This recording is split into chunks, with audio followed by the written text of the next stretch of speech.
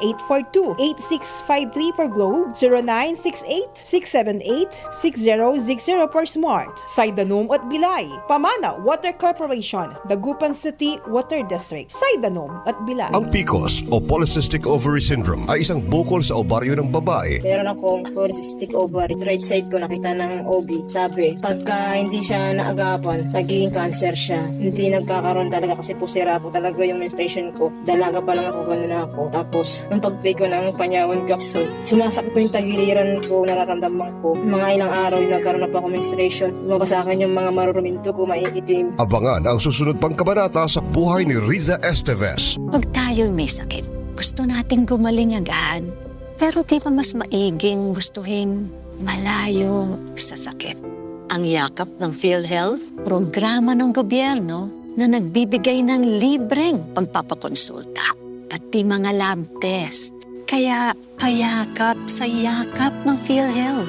Yakap ng PhilHealth, nang tayo'y malayo sa sakit.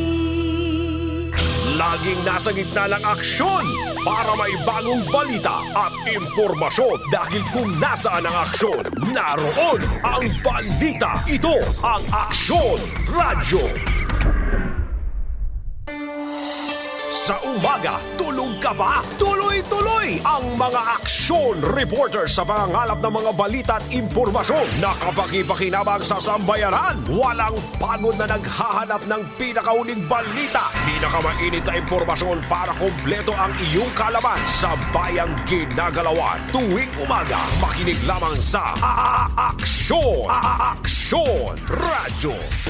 Sa gitna ng aksyon, Naaresto ng mga ente ng Bureau of Immigration ng pedophiliang Japanese national. sa harap at likod ng tunay na pangyayari sa Aksyon Balita. Karapatan ng sinuman na kumandidato sa anumang posisyon sa gobyerno. Aksyon to ng Malacanang. Mga bagay-bagay na dapat niyong malaman. Binaliwala lamang ng mga militanteng mga congressmen ang kautusan ni Pangulong GMA sa EFCN. Kami ang inyong mata sa loob at labas ng maaksyong buhay. Ito ang Aksyon! Aksyon! Aksyon Radyo! Aksyon Radyo Balita! Kalipunan ng mga maiinit, naglalagablab at umuusok na mga balitang lokal, nasyonal, international, weather, showbiz, sports, human interest at iba pa na nakalap sa bulwagang pambalitaan ng DWCM. Aksyon Radyo Pangasinan. Aksyon Radyo Balita. At ngayon, narito ang inyong tagapagbalita.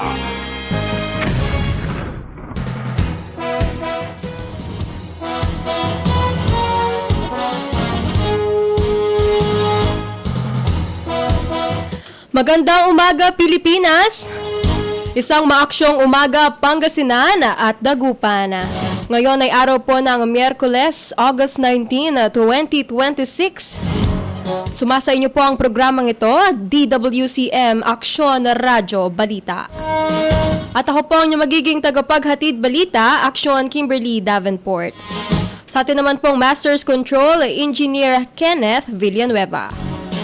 Para sa ulo ng mga balita sa umagang ito, sa ating balitang lokal, 501 na pamilya sa Pangasinan na nanatili sa evacuation centers dahil sa baha. 438.9 million pesos na pinsala sa Pangasinan na itala sa agrikultura, livestock at infrastructure. Marusay River, malapit ng umapaw, 21 na barangay sa Kalasyaw, binabaha. Kalasyaw MDRRMO, nagpaalala sa residente, manatiling alerto sa posibleng pagtaas ng tubig. Mayor Fernandez, ang Buklaw Binga release na bawasan. 42,000 na pamilya sa Dagupan na natulungan na. San Carlos City Mayor Jolier Rosuelio, patuloy ang monitoring sa epekto ng tuloy-tuloy na pag-ulan. 17,000 na pamilya sa San Carlos City, target na makatanggap ng BBM Rice Medical Assistance, pinalalakas. DSWD FO1, nagbabala laban sa pagsusumiti ng peking dokumento para sa ayuda. Para naman sa ating balitang pulis, 89.9 na gramo ng hinihinalang shabu nasamsam sa search operation sa Lingayen. 2 construction worker arestado. 78,200 pesos na halaga ng hinihinalang shabu nasamsam. 28 years old na construction worker arestado. 34,000 na halagang hinihinalang shabu nasamsam. Isang 23 anyos na mekaniko arestado sa bypass. 16,320 pesos na halaga ng hinihinalang shabu nasamsam. 2 lalaki arestado, 13,600 pesos na halaga ng hinihinalang shabu nasamsam sa Pozo Rubio. Magsasaka arestado sa bypass, hinihinalang shabu at baril nasamsam sa Santa Barbara. Para naman sa balitang pambansa, 220 na sawi sa leptospirosis, DOH nagbabala sa peligro ng baha. Para naman sa balita sa ibayong dagat, joint oil at gas exploration ng Pilipinas at China umuusad. Para naman sa ating balitang showbiz, Liza Soberano nag-fangirling kay Lea Salonga. Para naman sa balitang pampalahasan, tabuena at pagdanganan, pangungunahan ng golf team ng Pilipinas sa 2026 Asian Games. Yan ang mga ulo ng balita sa umagang ito. Muli, sumasa inyo po ang programang ito, DWCM Aksyon Radyo Balita. At ako po ang magiging tagapaghatid balita, Aksyon Kimberly Davenport. Para naman sa detalye ng mga balitang lokal, umabot na sa 501 na pamilya o 1,717 na individual ang nananatili sa mga evacuation center sa Pangasinan dahil sa patuloy na pagbaha. Ayon sa monitoring ng Pangasinan Provincial Disaster Risk Reduction and Management Office or PDRRMO nitong Martes, August 18, 2026. Kabilang sa mga lugar na may evacuees ang mga bayan ng Agno, Bani, Burgos, Mabini, Lingayen, Aguilar, Bugalyon, Labrador, Binmale, Mga Tarum, Calasiao, Santa Barbara at Alcala. Gayon din ang mga lungsod ng Alaminos at Dagupan. Ayon kay Ron Iquila, team leader ng PDRMO Emergency Operations Center, nakaranas ang lalawigan ng malakas na pag-ulan nitong mga nakalipas na araw na nagdulot ng patuloy na pagtaas ng tubig baha sa mga residential areas. Patuloy din umano ang pagbaha dahil sa saturated at may naipong sediment ang mga lupa at ilog sa ilang bahagi ng lalawigan. Samantala, isang PDRMO team ang ipinadala sa mga Tarum upang tumulong sa patuloy na evacuation ng mga residenteng nasa mga lugar na apektado ng baha. Patuloy namang namamahagi ng relief packs ang provincial government at mga local government unit, katuwang ang augmentation mula sa national government para sa mga pamilyang naapektuhan. Batay sa monitoring ng PDRRMO, 51 na barangay mula sa 10 bayan ng isang lungsod ang nakararanas pa rin ng pagbaha. Pinakamarami sa mga apektadong barangay ay nasa Calasiao na may 17, sinundan ng mga Tarum na may 11, habang tig-6 na barangay naman ang binabaha sa Lingayen at Bani. Patuloy ding minomonitor ang level ng mga pangunahing ilog sa lalawigan. Nasa spilling level pa ang Marusay River sa Calasiao, habang lampas sa critical level ang Sinukalan River sa Santa Barbara. Nasa critical level naman ang Pantal River sa Dagupan City, batay sa monitoring bandang alas 5 ng umaga nitong Martes. Nanatili rin sa blue alert status ang Pangasinan dahil sa epekto ng mga nakaraang pag-ulan at habagat. Ayon sa PDRMO, hindi pa ibinababa sa white alert ang lalawigan upang matiyak na mananatili ang augmentation teams para sa mabilis na pagtungon sa mga pangangailangan ng mga apektadong residente. Samantala, umabot na sa tinatayang 438.9 na milyon pesos ang partial damage sa agriculture, fishery, livestock at infrastructure sectors ng Pangasinan kasunod ng mga pagbaha at matinding pag-ulan sa lalawigan. Ayon kay Ron Iquila, team leader ng Pangasinan Provincial Disaster Risk Reduction and Management Office or PDRRMO Emergency Operations Center, pinakamalaki ang naitalang pinsala sa agriculture at fishery sector na nasa 262.9 milyon pesos. Tinatayang 1.8 million pesos naman ang pinsala sa livestock sector habang nasa 175 million pesos ang partial damage sa infrastructure. Kabilang sa mga pangunahing naapektuhan sa agriculture sector ang palay, mais at high-value commercial crops habang kabilang naman sa mga napinsalang infrastruktura ang provincial road at road dike. Patuloy pa rin kinukonsolidate at binivalidate ng Provincial Engineering Office ang mga ulat mula sa iba't ibang local government unit upang matukoy ang mas eksaktong lawak at halaga ng pinsala sa infrastructure. Samantala, patuloy ang monitoring ng PDRRMO sa mga lugar na posibleng maapektuhan ng pagbaha, lalo na sa mga mababang lugar at komunidad na malapit sa mga ilog. Muling hinimok ng mga otoridad ang mga residente na manatiling alerto at agad sumunod sa mga abiso ng kanilang local disaster risk reduction and management offices upang maiwasan ang panganib habang nagpapatuloy ang banta ng pagbaha.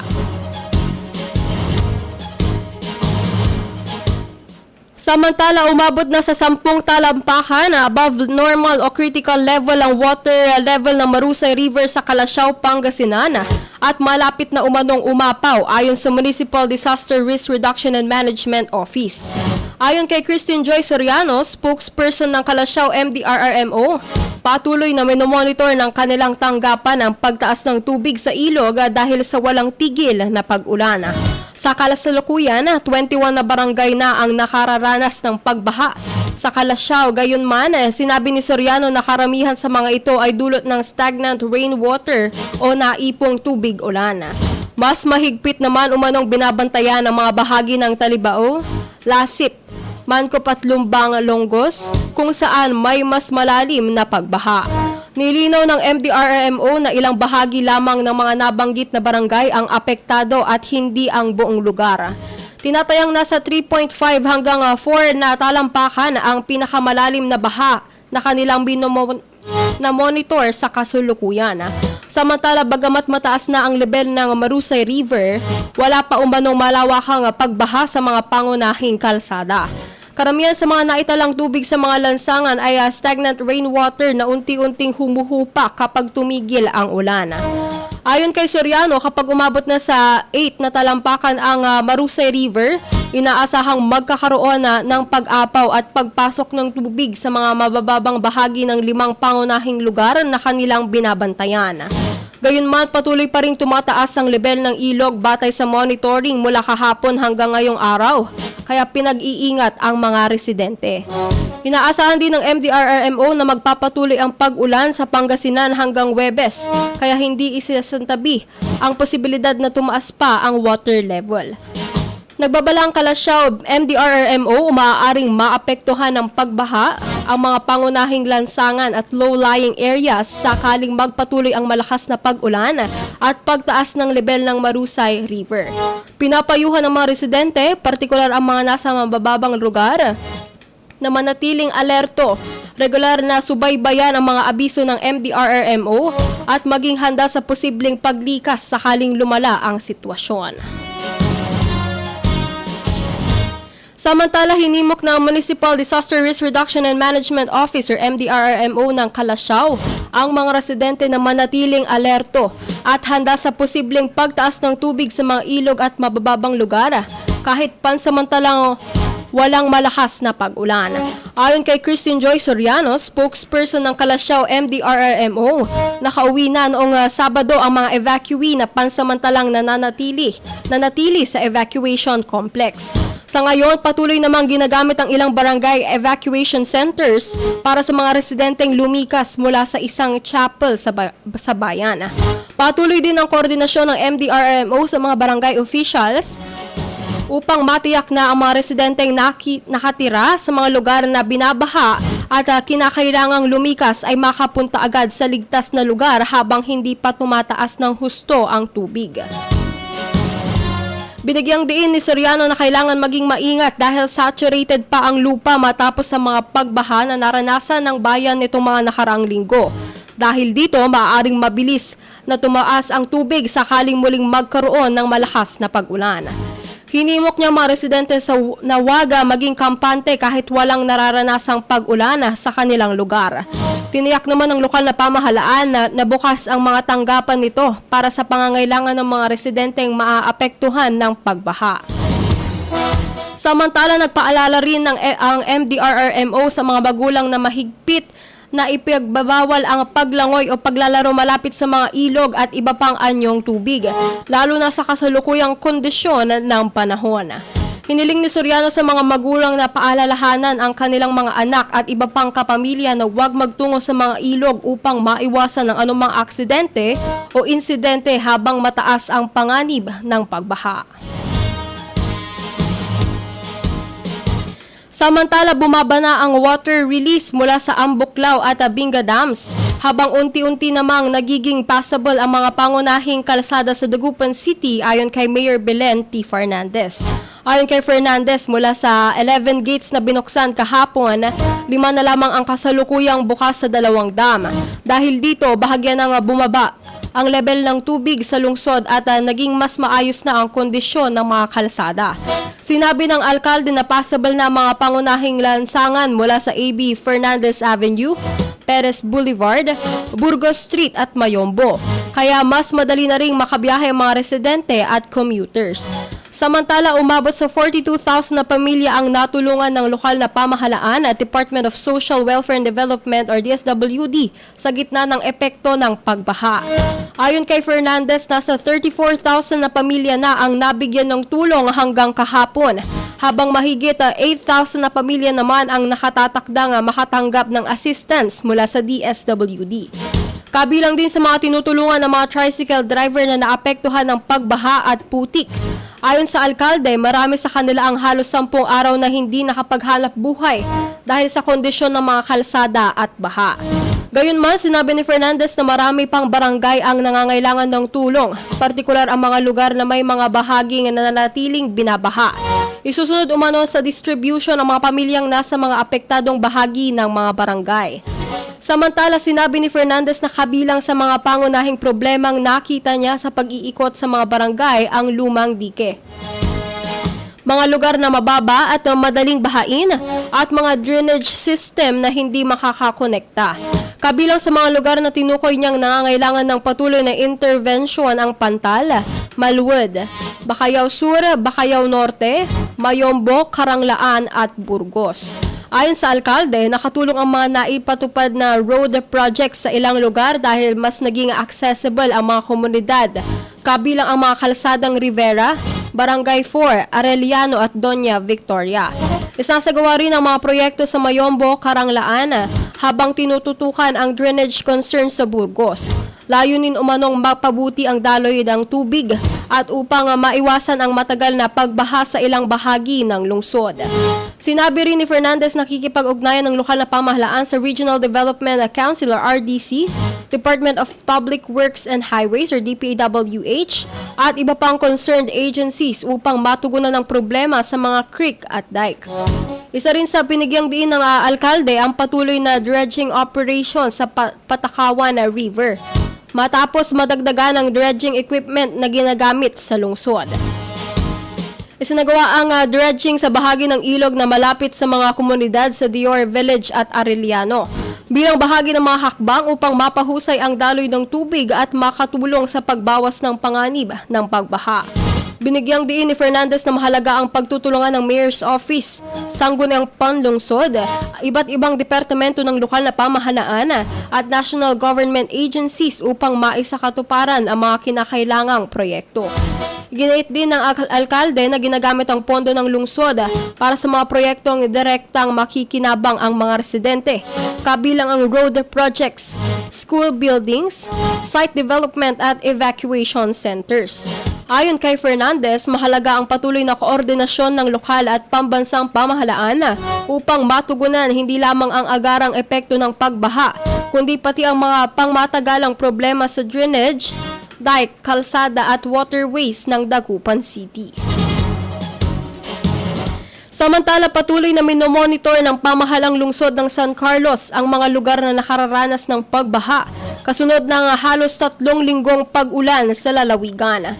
Ayon kay San Carlos City Mayor Julier Rosuelio, Nakaranas ng orange rainfall warning ang lungsod. Bagamat bahagyang sumikat ang araw nitong mga nakalipas na oras, gayunman inaasahan pa rin ang posibleng pagbabalik ng mga lakas na ulan pagsapit ng hapon. Batay sa weather monitoring ng City Disaster Risk Reduction and Management Office or CDRRMO. Sinabi ni Rosuelio na may ilang bahagi ng San Carlos City, partikular sa mga outskirts o mabababang lugar na nakaranas ng pagbaha dahil sa dami ng tubig ulan. Gayunman, hindi umano naging mataas ang level ng tubig at mabilis din itong humupa matapos bahagyang tumigil ang pag-ulan. Mailang residente rin umanong pansamantalang lumikas dahil sa pagbaha. Sa barangay Aponit, 7 pamilya ang naiulat na evacuees, habang sa barangay 13 ay isang pamilya na binubuo ng 7 individual ang naapektuhan.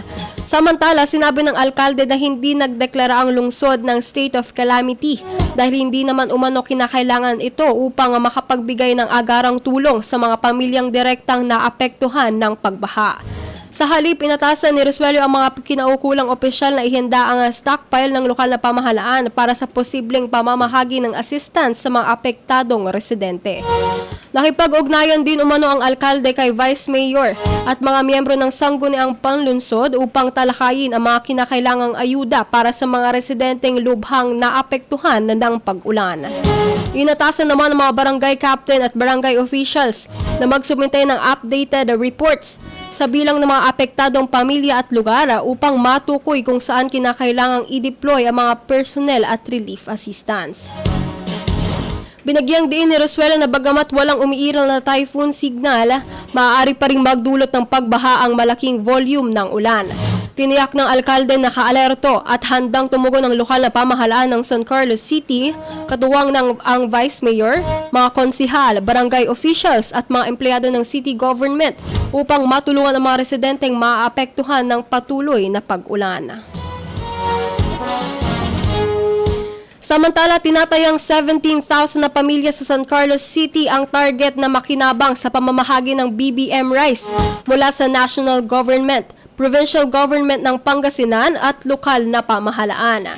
Ayon kay San Carlos City Mayor Juliera Rosuelio, mayroon ng unang batch ng BBM rice na natanggap ang lungsod para sa kasalukuyang buwan, habang may inaasahan pang susunod na allocation sa mga darating na buwan. Sinabi ng alkalde na isinasaalang-alang ng lokal na pamahalaan ang kondisyon ng panahon sa pagtatakda ng distribution upang hindi mabasa o masayang ang mga ipinamahaging bigas. Mayroong umanong rice assistance mula sa national government na ipinapadaan sa provincial government, bukod pa sa allocation na manggagaling mismo sa lokal na pamahalaan ng San Carlos City. Ayon kay Rosuelio, ang mga kwalipikadong benepisyaryo ay maaaring makatanggap ng kabuuang 60 kilos ng bigas na original na nakatakdang ipamahagi sa 6 na tranche na tig 10 kilo. Gayunman, pinag-aaralan ng lungsod ang mga mas mabilis na paraan ng pamamahagi upang mas maagang matanggap ng mga benepisyaryo ang kanilang allocation. Sa halos 60,000 na pamilya sa San Carlos City, sinabi ng alkalde na hindi lahat ay maaaring mapasama sa program dahil mayroong mga itinakdang bracket o kategorya para sa mga kwalipikadong benepisyaryo. Samantala, tiniyak ni Rosuelio na sapat ang kasalukuyang medical supplies ng lungsod para sa mga agarang pangangailangan. Bagamat sinabi niyang mahirap ideklarang kompleto ang lahat ng uri ng mga gamot. Kabilang sa mga tinututukan ng lokal na pamahalaan ang mga sakit na karaniwang tumataas tuwing tag-ulan, gaya ng dengue at leptospirosis. Sinabi ng alkalde na patuloy ang pagbili ng mga gamot na kinakailangan para sa agarang serbisyo sa mga pasyente, habang patuloy ding minomonitor ng mga health personnel ang pangangailangan ng mga residente. Bukod sa gamot, pinagpapatuloy din ng San Carlos City Government ang medical assistance sa mga residenteng may hospital bills. Ayon kay Rosuelio, gumagamit ang lokal na pamahalaan ng guarantee letters or GL upang makatulong sa pagpababa ng gastusin ng mga pasyenteng nagpapagamot sa mga ospital sa San Carlos at kung maaari sa ibang ospital na pinupuntahan ng mga residente. Ibinahagi ng alkalde na may mga pagkakataong umaabot sa daan-daang libong piso ang hospital bills ng isang pasyente.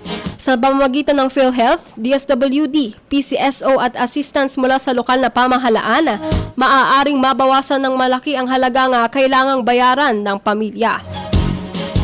Sa isang halimbawa, mula sa mahigit 300,000 pesos bill na hospital bill, ay sinabi ni Resuelo na bawasan na ito matapos ang PhilHealth coverage at iba pang assistance habang pinag-aaralan pa kung magkano ang maaaring maidagdag na tulong sa pamamagitan ng guarantee letter ng lungsod. Ayon sa alkalde, layunin ng programa na mapagaan ang pasani ng mga pamilyang nahaharap sa malaking gastusing medikal. Binigyang diin ni Resuelo na patuloy na naghahanda ang lokal na pamahalaan ng iba pang programa para sa mga residente, partikular sa mga nangangailangan ng tulong para sa kanilang kabuhayan at pangunahing pangangailangan. Samantala, walang humpay ang serbisyo ng mga Angels in Red Vest ng Department of Social Welfare and Development Field Office 1 or DSWD FO1 upang maipaabot ang Uplift or Unified Package for Livelihoods Industry Food and Transport Assistance para sa mga kwalipikadong benepisyaryo sa Bayambang, Pangasinan. Sinagawa ang 2 araw na payout noong August 13 at 14 kung saan umabot sa 1,749 na benepisyaryo ang matagumpay na nakatanggap ng tulong mula sa DSWD FO1. Kabilang sa mga benepisyaryo ang mga household na nasa Group 2 o mga pamilyang natukoy na mahihirap at near poor batay sa resulta ng 2024 Community-Based Monitoring System or CBMS. Sa pamamagitan ng Uplift Assistance, patuloy na isinusulong ng DSWD ang pagbibigay ng suporta sa mga pamilyang nangangailangan upang makatulong sa kanilang kabuhayan at pang-araw-araw na pangangailangan. Sa kabila ng mahabang oras ng serbisyo mula umaga hanggang gabi, ay nananatiling nakatuon ang mga kawani ng DSWD Field Office 1 sa maayos at mabilis na paghahatid ng ayuda sa mga kwalipikadong benepisyaryo ng Bayambang. Nagbabala ang Department of Social Welfare and Development Field Office 1 na laban sa pagsusumite ng mga peking dokumento para sa aplikasyon ng tulong pinansyal. Ayon sa DSWD Field Office 1, may mga dokumentong isinumite sa kanilang tanggapan bilang bahagi ng aplikasyon para sa financial assistance na nang suriin ay napatunayang peking dokumento. Dahil dito, mahigpit na pinaaalahanan ng ahensya ang publiko na tiyaking tunay, wasto at lehitimo ang lahat ng dokumentong isinusumite bilang requirement sa pag-a-apply ng tulong. Binigyang din ng DSWD Field Office 1 ang paggawa at pagsusumite ng peking dokumento ay maaaring maging paglabag sa Articles 171 at 172 ng Revised Penal Code kaugnay ng falsification of public at private documents. Alinsunod sa mga naaangkop na probisyon ng Republic Act No. 10951. Nagbabala ang hensya na ang sino mang mapatutunayang gumawa o nagsumite ng peking dokumento ay maaaring managot sa batas at mapatawan ng kaukulang parusa. Hinimok naman ng DSWD Field Office 1 ang publiko na maging responsable sa paghahanda ng mga kinakailangang dokumento at tiyaking lahat ng impormasyong isinusumite ay tama at tunay. Paalala ng ahensya, ang tamang tulong ay para sa tapat at kompletong dokumentasyon. Abangan po ang ating pong mga balitang pulis. Detalye po ng mga balitang yan sa ating pong pagbabalik. Aksyon Radyo Balita Manila Broadcasting Company. Sa Dagupan City, kayo ay nakikinig sa Tunog ng Bayan. Aksyon Radyo. 1161. Ang Tunog ng Bayan ang nangunguna sa balita. Aksyon Radyo. Issue at komentaryo. Aksyon Radyo. Musika at showbiz. Aksyon Radyo. At sa serbisyo publiko. Aksyon Radyo. Ang Tunog ng Bayan ang nangunguna. Ang Tunog ng Bayan. Aksyon Radyo. Aksyon Radyo 1161. DWCM Aksyon Radyo Pangasinan. Ang oras po natin ay 7:40 ng umaga. This time check is brought to you by ACS Manufacturing Corporation, ISO certified, maker of world-class quality Pride detergent. MX3. Dito ako bilib. Pag magaling ang produkto, kahit simple ang patalastas, sapat na. Champion, tapat po sa inyo. Aksyon! Radyo! Araw-araw, MX3 para MX-Traordinary. With Alpha, Beta, Gamma na sangkap nito. Tunay, original at natural na suplemento. With MX3, so coffee and tea. With MX3, it's for you and me. With MX3, dito ako believe. I am Dulce, your power singing diva. Sa MX3 capsule, dito ako bilib. Mahalagang paalala, ang MX3 capsule ay hindi gamot at hindi dapat gamiting panggamot sa anumang uri ng sakit. Tatapatin namin kayo. Sa panahon ngayon, kahit kami sa Champion, kailangan magtipid. Kaya wala muna kaming TV commercial. Sa radyo kasi pinakamura. Ang natipid namin, napunta sa pagpapagaling ng mga Champion products para mapadali ang paglalaba at dishwashing. Ang mataas na kalidad, pwedeng gawing abot kaya. Nagawa nga namin. Subukan mo na. Champion. Walang gimmick. Tapat po sa inyo. Ang kinis na niya? In fairness, nag-glow up. May budget? So solid. White Rose Papaya, wow, White Rose. White Rose Papaya, wow, White Rose. White Rose Papaya. May glow up with White Rose Papaya. Sulit ang glow up sa White Rose Papaya. May papaya, niacinamide para sa puti power times 2. Plus shea butter and tea tree oil. Glow up by the power of 2. White Rose Papaya. Kuti sulit ang glow up. Regular use helps. Results may vary. White Rose Papaya. Manufactured by ACS ISO certified world-class quality. ACS. Para di madaling masira ang ngipin ng pamilya, ngayon pa lang, Unique toothpaste for brushing every after kumain. dahil ang unique toothpaste, may Max Protect formula. Ngipin ay Max Alaga. Max Protektado pa. Helps stop cavities even before they start, while keeping breath fresh with regular use. Unique toothpaste for brushing para siguraduhin ngipin ay Max Alaga. Max Protektado pa. Unique. Max Alaga, Max Protectado with unique toothpaste maximum fluoride protection. Manufactured by ACS Manufacturing. ISO certified world-class quality. ACS. Nanlapo ang #1 Smart Dishwashing Paste. Ang galing-galing mo! Smart dishwashing paste ko! Pritong ulam na masebo, plato, kaldero. Ang galing for everyday. Untan no say dishwashing paste at Smart. Walay double tanggaling formula. Tanggal-galing susebo tan bakterya. Bahid para walang bahid, linis fantastic sa metal at plastic. #1 ko to! Tanggaling-galing mo! Smart dishwashing paste. Heavy duty linis sukada pahid. Smart Dishwashing Paste. Manufactured by ACS Manufacturing Corporation. ISO certified world-class quality. ACS. Ako si Jigo Manicad, broadcast journalist at news anchor. Ang balita dapat makatotohanan at patas. Ibang tunay. Sa MX3 capsule, dito ko believe. Goodbye to me, Masya. Hello, bright bar blue. Isang labanan yan. Bright bar blue. Pride Bar Blue with powerful stain-away enzymes. Malupit magtanggal ng dumit mancha pero di masakit sa kamay. Goodbye to me, Masya. Hello, bright bar blue. Isang labanan yan. As tested ang cotton and polycotton. Sa mancha, malupit. Sa kamay mo, mabait. Pride Bar Blue. Manufactured by ACS Manufacturing Corporation. ISO certified world-class quality. ACS. Patuloy kang nakikinig sa palatuntunan. Aksyon! Radyo Balita! Dito lamang sa inyong nangungunang himpilan ng radyo, DWCM. Aksyon Radyo Pangasinan. Aksyon Radyo. Police Report.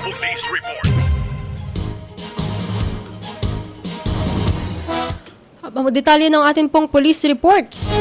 Dinakip ng mga polis ang isang 33 anyos na lalaki matapos ipatupad ang isang search warrant ng pinagsanib na pwersa ng Lingayen Municipal Police Station, Special Weapons and Tactics or SWAT at Explosive Ordnance Disposal o EOD ng Pangasinan Police Provincial Office or PPO sa koordinasyon ng Philippine Drug Enforcement Agency Regional Office 1 noong August 17, 2026 sa Lingayen, Pangasinan.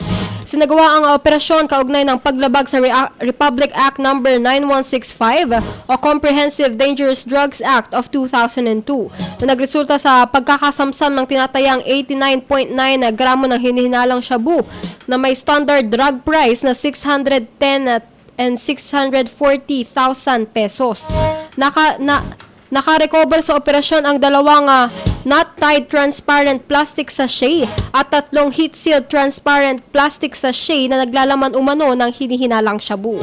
Nakumpiska rin ng isang glass tutor, isang improvised plastic tutor, isang itim na weighing scale at isang itim na sling bag. Bukod dito, na-recover din ang isang 9mm caliber pistol, kulay itim at walang markings, kasama ang isang magazine assembly at 7 bala para sa 9mm na baril. Dinala ang sospek at mga nakumpiskang ebidensya sa kustodiya ng Lingayen Municipal Police Station para sa kaukulang disposisyon habang inihahanda ang nararapat na kaso laban sa kanya. Pinuri ni Police Colonel Denise L. De Leon, officer in charge ng Pangasinan PPO, ang mga operatiba sa matagumpay na pagpapatupad ng search warrant. Binigyang diin ni De Leon ang patuloy na pagsisikap ng pulisya laban sa ilegal na droga at iba pang kriminal na aktibidad sa pamamagitan ng legal, intelligence-driven at koordinadong operasyon. Patuloy naman umano nga pinapalakas ng Pangasinan PPO ang pakikipagtulungan nito sa iba pang law enforcement agencies upang mapanatili ang kapayapaan at kaayusan at matiyak ang kaligtasan ng mga residente ng Pangasinan. Samantala, arestado ang 2 construction worker matapos ang isinagawang bypass operation ng mga otoridad sa Sual, Pangasinan. Ang mga sospek ay kapwa 37 at 26 years old, may kani-kanilang live-in partner, mga high school graduate at residente ng San Carlos City, Pangasinan. Isinagawa ng Sual Municipal Police Station ang operasyon sa koordinasyon ng Philippine Drug Enforcement Agency Regional Office 1 na nagresulta sa pagkakaaresto sa 2 sospek at pagkakasamsam ng tinatayang 11.5 na gramo ng hinihinalang shabu na may standard drug price na 78,200 pesos. Ang hinihinalang ilegal na droga ay nakalagay sa 2 heat-sealed transparent plastic sachet.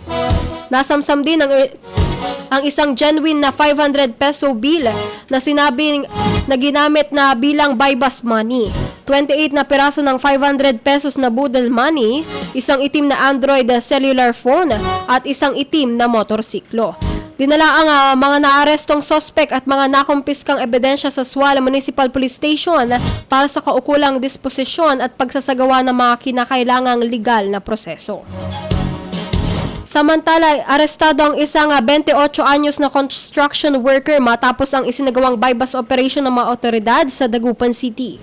Ang suspect na may live-in partner at residente ng Mangaldana, Pangasinan ay naaresto sa operasyon na pinangunahan ng Dagupan City Police Office, Police Station 3, katuwang ang City Police Drug Enforcement Unit, Criminal Investigation Unit, PNP Drug Enforcement Group Special Operations Unit 1 at Philippine Drug Enforcement Agency Regional Office 1. Nakumpiska mula sa sospek ang tinatayang 5 gramo ng hinhinalang shabu na nagkakahalaga ng 34,000 pesos batay sa standard drug price. Ang hinihinalang ilegal na droga ay nakalagay sa isang heat-sealed transparent plastic sachet. Nasamsam din ang isang genuine na 1,000 peso bill na ginamit bilang marked money at 33 na piraso ng 1,000 budol money. Dinala ang sospek at ang mga nakumpiskang ebidensya para sa kaukulang disposisyon at pagsasagawa ng mga legal na proseso. Samantala, timbog ang isang 23 anyos na mekaniko matapos ang isinagawang anti-illegal drugs operation o buy-bust operation sa Dagupan City. Ang sospek, isang binata at residente ng Mangaldan, Pangasinan, ay naaresto sa operasyon na isinagawa mula alas 10 ng gabi hanggang alas 11:30 ng gabi. Pinangunahan ang operasyon ng Police Station 1 ng Dagupan City Police Office, katuwang ang City Police Drug Enforcement Unit, Criminal Investigation Unit, PNP Drug Enforcement Group Special Operations Unit 1 at Philippine Drug Enforcement Agency Regional Office 1. Nakumpiska mula sa sospek ang tinatayang 2.4 na gramo ng hinihinalang shabu na may standard drug price na 16,320 pesos. Nakalagay ang hinihinalang illegal na droga sa isang heat-sealed transparent plastic sachet. At nakuha rin bilang non-drug evidence ang isang genuine na 500 peso bill na ginamit bilang buy-bust money at 16 na photocopied na 1,000 peso bill na boodle money, pati isang motorsiklong may sidecar. Nakakulong na ang sospek at nakatakdang sampahan ng kaso. Arestado ang dalawang lalaki matapos ang isinagawang buy-bust operation ng mga otoridad sa Pozorubio, Pangasinan. Ang mga inarestong suspect ay isang 27 years old na bidata at helper at isang 53 years old na may asawa at magsasaka na kapwa-residente sa nabanggit na bayan. Nasamsam sa mga ito ang 2 gramo ng hinihinalang shabu na nagkakahalaga ng 13,600 pesos batay sa standard drug price. Nakalagay ang hinihinalang illegal na droga sa 3 heat-sealed transparent plastic sachet. Nakumpiska rin ang isang genuine na 100 peso bill na ginamit bilang buy-bust money, isang 1,000 na peking boodle money, 2 cellular phone, wallet at isang lighter. Samantala, arestado rin ang isang 44 years old na magsasaka matapos ang isinagawang buy-bust operation ng mga otoridad sa Santa Barbara, Pangasinan. Ang sospek ay may asawa at residente ng Santa Barbara, Pangasinan. Isinagawa ng Santa Barbara Municipal Police Station ang operasyon sa koordinasyon ng Philippine Drug Enforcement Agency Regional Office 1. Nagresulta ang operasyon sa pagkakaaresto sa sospek at pagkakasamsam ng 0.099 grams ng hinihinalang shabu na may standard drug price na 673 pesos. Nakalagay ang hinihinalang illegal na droga sa isang heat-sealed transparent plastic sachet. Bukod sa hinihinalang illegal na droga, makumpiska rin ang isang itim na sling bag, isang maliit na pouch wallet, isang genuine na 500 peso bill. Nasamsam din ang isang maliit na baril na pinaniniwala ang .38 na caliber revolver. Isinagawa ang inventory at pagmamarka sa mga nakumpiskang ebidensya sa mismong lugar ng operasyon sa presensya ng mga mandatory witness at suspect, alinsunod sa itinakda ng batas. Dinala ang suspect at ang mga nakumpiskang ebidensya sa Santa Barbara Municipal Police Station para sa kaukulang disposisyon at pagsasagawa ng mga legal na proseso. Samantala, arestado ang isang 28 years old na lalaki matapos ang isinagawang buy-bust operation ng mga otoridad sa Urbis Tondo, Pangasinan. Kinilala ang suspect bilang isang 28 years old, may asawa, vocational graduate at residente ng Urbis Tondo, Pangasinan. Nakumpiska sa suspect ang tinatayang 2 gramo ng hinihinalang shabu na nagkakahalaga ng 13,600 pesos batay sa standard drug price.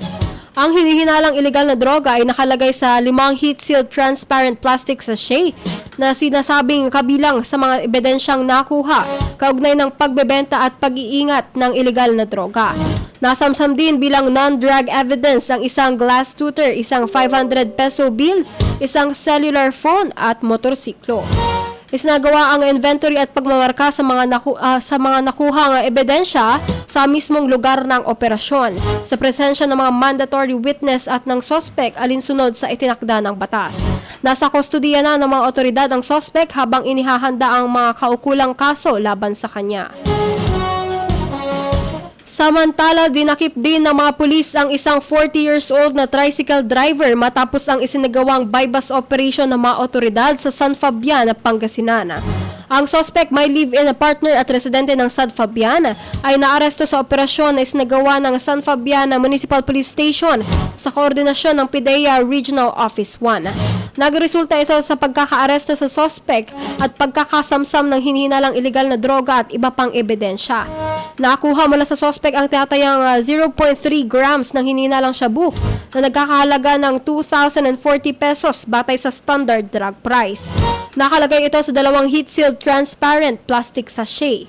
Nasamsam din ang 2 genuine na 100 peso bill na ginamit bilang buy-bust money, 3 50 peso bill, 2 2,000 peso bill na boodle money, isang itim na Android cellular phone at isang itim na motorized tricycle. Nasa kustudiya na ng pulisya ang suspect para sa kaukulang proseso at pagsasampa ng mga kasong may kaugnay sa iligal na droga. Samantala, arestado ang isang 32 years old na tattoo artist matapos ang isinagawang anti-illegal drugs operation o bypass operation sa Mangaldan, Pangasinan. Ang suspect ay isang 32 years old na binata at residente ng Mangaldan, Pangasinan. Pinangunahan ng Mangaldan Municipal Police Station na Pangasinan Police Provincial Office ang operasyon sa koordinasyon ng Philippine Drug Enforcement Agency Regional Office 1. Nagresulta ang operasyon sa pagkakaaresto sa suspect at pagkakasamsam ng 0.66 grams ng hinihinalang shabu na may standard drug price na 4,488 pesos. Ang hinihinalang illegal na droga ay nakalagay sa isang heat-sealed transparent plastic sachet. Nakumpiska rin ng isang genuine na 1,000 peso bill na ginamit bilang buy-bust money. Sasampahan na ito ng kaso. Samantala, isang 34 anyos na construction worker ang nasugatan matapos masangkot sa isang vehicular traffic incident sa provincial road sa barangay Barangubong, Tayug, Pangasinan. Kapwa bumabagtas patungong Hilaga ang dalawang sasakyan sa nasabing kalsada. Pagdating sa lugar ng insidente, umano'y nag-overtake ang unang driver sa isang truck na nasa kanyang unahan. Samantala, nasa unahan ng truck ang ikalawang sasakyan at napag-alamang nagbigay ito ng senyas para kumaliwa. Sa puntong yon, aksidenteng sumalpok ang unang sasakyan sa driver's side ng ikalawang sasakyan. Dahil sa insidente, nagtamo ng mga pinsala ang 34 years old na driver ng motorsiklo. Agad siyang dinala ng Bureau of Fire Protection o BFP Tayug sa Eastern Pangasinan District Hospital para sa medical treatment. Ayon sa attending physician, kinakailangang ma-confine ang nasugatan dahil sa injury sa paa. Gayunman, nasa stable condition na umano ito. Samantala, hindi nasugatan ng 43 years old na driver ng kabilang sasakyan at tumanggi sa medical treatment. Kapwa nagtamo ng pinsala ang dalawang sasakyan habang hindi pa matukoy ang kabuoang halaga ng mga danyos. Ang mga sangkot ng sasakyan ay dinala sa Tayug Municipal Police Station para sa kaukulang disposisyon at karagdagang investigasyon. Para naman sa balitang pambansa, umabot na sa 220 ang nasawi dahil sa leptospirosis sa bansa ngayong 2026, habang 3,440 na kaso ang naitala mula Enero hanggang August 8, ayon yan sa Department of Health o DOH. Ayon kay DOH, Disease Prevention and Control Medical Officer Dr. Ann Dominic Asis Matuba, mas mababa ang kasalukuyang bilang kumpara sa 5,318 na kaso na naitala sa kaparehong panahon noong nakaraang taon. Gayunman, mahigpit pa ring minomonitor ng DOH ang posibleng pagtaas ng mga kaso kasunod ng mga nagdaang pagbaha. Pinayuhan ang mga lumulusong sa baha na agad maligo at maghugas ng katawan gamit ang sabon at malinis na tubig. Kung hindi maiiwasang lumusong sa baha, inirekomenda rin ang pagsusuot ng protective boots at pagtatakip sa anumang bukas na sugat. Hinikayat naman ang mga magulang na huwag hayaang lumangoy o maglaro sa baha ang kanilang mga anak upang maiwasan ang pagkakaroon ng leptospirosis. Mahalaga rin ang agarang pagpapakonsulta sa health center o doktor sa loob ng 24 hanggang 48 hours matapos ma-expose sa baha, lalo na para sa mga kabilang sa high-risk groups. Ayon sa DOH, available ng libre sa mga health center ang doxycycline para sa mga kwalipikadong pasyente. Gayunman, hindi ito dapat basta-bastang inumin ng walang payo ng health professional dahil hindi ito angkop para sa lahat ng nakadepende sa uri ng exposure ang tamang paggamit nito. Bukod sa leptospirosis, nagbabala rin ang DOH na dapat bantayan ngayong tag-ulan ang iba pang sakit tulad ng waterborne diseases, influenza, at dengue.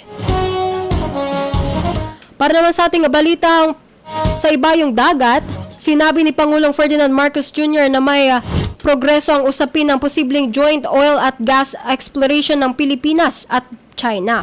Ayon sa Pangulo, mahalagang makahanap ang bansa ng mga bagong mapagkukunan ng langis at gas, lalo na sa gitna ng krisis sa Middle East. Anya, kailangang palawakin ng Pilipinas ang mga pinagkukunan nito ng enerhiya. Sinabi rin ng Pangulo na unti-unti nang nalalampasan ng dalawang panig ang mga isyong naging hadlang sa simula ng kanilang negosasyon. Sa ngayon, tinutukoy pa ng Pilipinas at China ang mga tuntunin o terms of reference para sa posibleng joint venture. Wala pa naman itinakda nga petsa kung kailan maisasagawa ang joint exploration. Ngunit ayon kay Marcos, kapwa nais ng lahat ng panig na maging matagumpay ang proyekto. Binigyang diin ng Pangulo na hindi magpapatuloy ang naturang mga pag-uusap kung walang layunin ang mga partido na maisakatuparan sa huli ang joint oil at gas exploration. Aksyon Radyo. Showbiz Balita. Para naman sa ating showbiz news, nag-fangirling si Liza Soberano kay Pinay Broadway icon Lea Salonga matapos i-flex ng aktres sa social media ang uploaded live performance ni Lea sa pagkanta ng Reflection mula sa Disney animated film na Mulan. Obvious na proud si Liza, nakilala rin bilang Hope sa kanyang co-star sa nalalapit na DreamWorks animated movie na Forgotten Island. Isa si Liza sa mga celebrity na nag-repost sa social media ng trending performance ni Lea sa Disney Princess, The Ultimate Concert Celebration, na ginanap bilang bahagi ng Disney California Adventure Day 23 fun event. Ang Reflection ang isa sa mga iconic Disney theme songs na inawit ni Lea. Siya rin ang nagbigay ng singing voice ni Mulan, bukod pa sa kanyang pag-awit bilang Princess Jasmine sa Aladdin.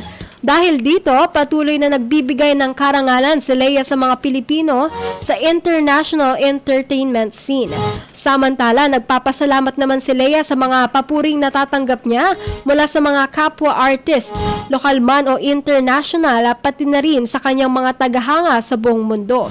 Pagdating naman sa Forgotten Island, todo suporta si Liza sa mga local fans na abala sa pagpropromote ng mga nakatakdang block screening ng pelikula na inaasahang ipalalabas sa bansa sa September 23. Mukhang todo promote rin si Liza sa kanyang bagong proyekto para matiyak ang suporta ng mga Pinoy moviegoers, lalo na matapos ang hindi gaanong kalakas na box office performance ng kanyang naunang Hollywood film. Aksyon Radyo. Sports News. Para naman sa balitang pampalakasan, pangungunahan nina Miguel Luis Tabuena at Bianca Pagdanganan ang star-studded Philippine golf team na sasabak sa 2026 Asian Games na gaganapin mula September 30 hanggang October 3 sa Kasugay Country Club sa Aichi, Japan. Babalik sa pambansang koponan si Tabuena matapos ang kanyang tagumpay sa LIV International Series. Makakasama niya sa men's team sina PGA World number 103 Richard Caldwell, Rico Hoy III at Japan Tour campaigner Justin De Los Santos.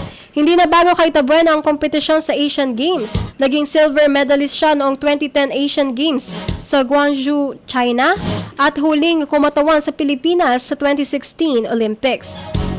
Sa women's team naman, kasama ni two-time Olympian na Bianca Pagdanganan sina veteranang pro Pauline Del Rosario at kasalukuyang world number 10 amateur golfer na si Rian Maliksi. May karanasan din sa Asian Games si Pagdanganan matapos magwagi ng Team Gold kasama sina Yuka Sasu at Luis K. Go at bronze medal noong 2018 na Jakarta Asian Games. Samantala, nagtapos ang ika-11 sa pwesto si Maliksi sa 2022 Asian Games. Opisyal nang inanunsyo ng Philippine Olympic Committee ang line-up ng mga atletang kakatawan sa Pilipinas sa golf competition ng 2026 Asian Games. At yan po ang ating mga pinakahuling balita sa umagang ito. Muli, sumasa inyo po ang DWCM Aksyon Radyo Balita. At ako po ang yung naging tagapaghatid balita, Aksyon Kimberly Davenport. Kasama naman po natin sa atin pong Master's Control, Engineer Engineer Kenneth Villanueva. Ayan, maraming salamat po sa mga nakikinig at nanonood po sa atin pong live. Live po tayo sa Facebook na Aksyon Radyo Pangasinan, DWCM 1161 kHz. Ayan, good morning po kay Sir Don Garcia, Pops Rara Ilarde, Sister Rose Ann Pagusan, Chito Ana Quebral, kay Ma'am Brenda de Guzman, Ann Kua, kay Ma'am Vivian Olarte, wala pa yan sa La Union, kay Sir Alfredo Benavides Jr. Ganon din po kay Sir Ben Jovellanos, good day and God bless. God bless din po. Ganon din po kay Tita Ami Quintos Daroy, kay Tito Alan, keep safe din po. Ganon din po kay Sir Mike Fernandez, kay Tita Christy Vicente, watching from Asingan, Pangasinan. Keep safe din po.